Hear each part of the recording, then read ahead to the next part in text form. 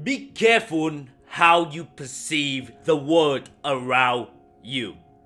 If you believe that it is bad, it is going against you, then you will see mostly all the bad things. Because that's what you're looking for. That's what you focus on. And when you focus on the bad things, you will guarantee that you will find it.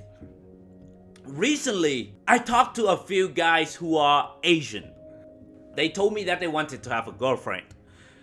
But they told me that women are not really interested in them because of their races and their nationalities. They said that when they talk to women, they didn't really show interest in them. Although I'm sure that there are some women out there do prefer this race than the others. Do prefer this person of color than the others. But that's not all women. And in fact, these women are represented a small percentage as compared to all women. But the funny thing is, these two guys love to believe that, hey, all women are racist. They love to believe that most women don't like them. For some reason, they believe that is the case. And guess what? They will always find those women around them. Every time they talk to women, they subconsciously find the evidence that she's not interested in me again. Definitely because of my race, because of I am Asian. That's what they subconsciously tell themselves, and that's what they're looking for, that evidence when they talk and communicate with women. But the problem is really about them. The problem is really about what they believe about themselves. It's so funny though, because this belief does nothing good for them. This belief does nothing but only hurting their dating life. It may feel good in the moment because of the bullshit blame game that they tell themselves, oh, it's not my fault. It's my parents' fault for giving me birth as a person of color. It's my parents' fault for giving me birth that I am not white. You see how bullshit story that they give the meaning to themselves? This story also the same with my aunt's story. I remember when I used to live with her, and she is very traditional. She told me on a story and belief that she had about white people, about American, about the people who live in the US. For her whole life, she only spent with the people from the same her country. From the people who have the same of her belief. And that reinforced her belief even stronger. I remember that she told me that many white people really look down on people, or many white people really are racist. And all of this story, and I need to stay away from white people. And it was kind of crazy. And since I heard it so many times, I kind of believe it at that time. But a part of me was always questioning, is this even fucking true? A part of me always questioned what she told me. But I didn't know anyone else better at that time to tell me a different story. So I actually believed in her at that time. But then after some time when I moved out to different state and I learned on my own, I observed some self-development materials. That's when I know that it's totally bullshit. Whatever she believed is totally bullshit. It's just a meaning that she give it to her life. It's a meaning that she gave it to her story. She had a lousy story. And guess what? When I lived with her, I actually believe in that bullshit lousy story. The reason I bring it up her story because I wonder how many people live their life believing some sort of lousy bullshit story that they told themselves. It's like these two guys that I mentioned earlier. They believe in a story that most women are not interested in them because of who they are. They feel ashamed for who they are. And what do you think is gonna happen? Women will subconsciously pick up on it, and they actually not really interested in them, and that reinforces their belief even stronger. And the same thing with my aunt. She's subconsciously choosing the people that the same with her country, the same with her belief to surround herself with. And guess what? other people will pick up on it and actually show her that, hey, you are right. And that reinforces her belief even stronger. But that's the problem, whether your belief is true or not. But if you really believe in it, you will find the evidence, and it will prove that you are right. But if your belief doesn't really serve you, why the fuck do you believe in it? Let's say that if you want to become a confident person, but in the past, you wasn't really that confident. Now you tell yourself that, hey, I'm not a confident person. Until the world proves me wrong, then I will believe that I am a confident person.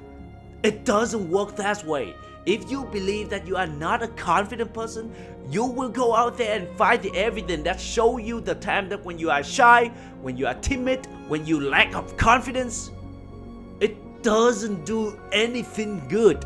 Besides, make your life even more miserable. It doesn't do anything good. It just makes you feel even worse for yourself. Be intentional about how you view the world. You decide to choose to see the good in the world. You decide to see the good in yourself. Even the reality is you are not handsome. Even the reality is you are not that confident yet. Don't believe it. Choose to see the opposite. Assume that you are confident, that you are wealthy, that you are abundant. Because what do you think you're gonna act if you believe that you are not confident, that you are not attractive? You probably act very lousy. You actually don't want to take any action.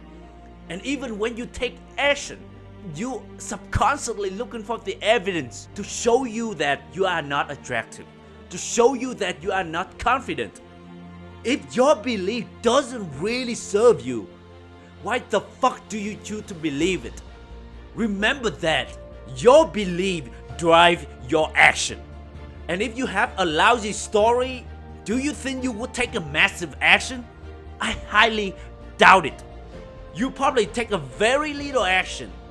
And even when you take action, it's lousy and it doesn't even show confidence. So my friend, be careful about what you believe. Even your belief is true. But if that belief doesn't help you move towards your goal, then stop believing it. Stop giving it meaning. And then you need to change your belief, change your story. Make a new belief that actually makes you feel good about yourself and the world around you, because then you will want to take more action to prove it right. Let's just break it down into easy example. Let's say up until this point you are not a confident person, but now you want to change your belief. Let's assume that you are a confident and attractive person. So for the next 90 days, you are a confident and attractive person. Assume you are the type of person like that. What do you think you're gonna act and how you feel about yourself? You're gonna act more confident, you're gonna communicate more clearly and more powerful. You will stand tall, you will show up to the world that you are the best. When you speak to others, you speak loudly and confidently. When you talk and interact with women, how would you act when you know that you are a very attractive man, that every woman would love to meet you, every woman would love to see you? You will automatically feel so good in the inside, right? Guess what? When you have that belief about yourself, your action will communicate who you are. And you will actually look for that evidence to show you that you are a confident and attractive person. Whether your belief is right or wrong, you are right. Because that's what you focus on. You will do whatever it takes to prove your belief. Your action subconsciously show that. And I emphasize so much on subconsciously because I know that most of our action drive at the subconscious level.